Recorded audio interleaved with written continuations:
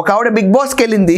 Big బాస్కి వెళ్ళినప్పుడు నేను ఆవిడ ఎంటర్ అయిన షో చూడడానికి డబ్బులు కట్టాను కాబట్టి దానిపైన కమెంట్ చేసే రైట్ నాకు 100% ఉంటుంది. అట్ ద సేమ్ టైం ఆంధ్రాకి సంబంధించిన అమ్మాయి కాబట్టి ఈ ప్రాంతం ఆ ప్రాంతం అని లేకుండా ప్రజానేతలు ఎలా ఉంటారో అన్న విషయం పైన మాట్లాడడానికి ఖచ్చితంగా స్కోప్ ఉంటుంది.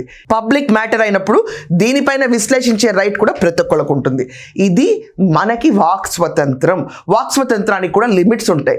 ఎంతవరకు లిమిట్స్ ఉంటాయి అంటే, గుట్టుగా ఒక ఫ్లాట్లో ఉండాలి దగ్గరికి వెళ్ళిపోయి కెమెరాలు పెట్టి జూమ్ చేసే రైట్ ఎవరికి లేదు. కానీ పబ్లిక్లోకి వచ్చి ఇదే ఇన్స్పిరేషన్ అని మాట్లాడే వాళ్ళని ప్రశ్నించే రైట్ ప్రతి ఒక్కరికి ఉంటుంది.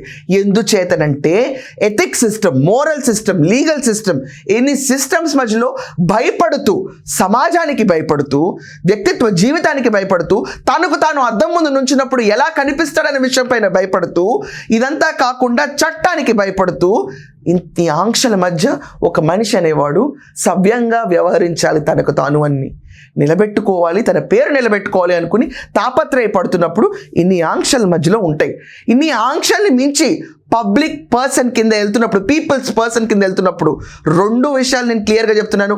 ఎంటర్టైన్మెంట్ అండ్ పాలిటిక్స్ దీంట్లోకి వెళ్తున్నప్పుడు మీరు సెలబ్రిటీలో ఇన్ఫ్లుయెన్సర్స్ ఆదర్శనీయం అనుకున్నప్పుడు ఖచ్చితంగా మీ స్టాండర్డ్స్ కూడా అంతే ఎలివేటెడ్గా ఉండాలి.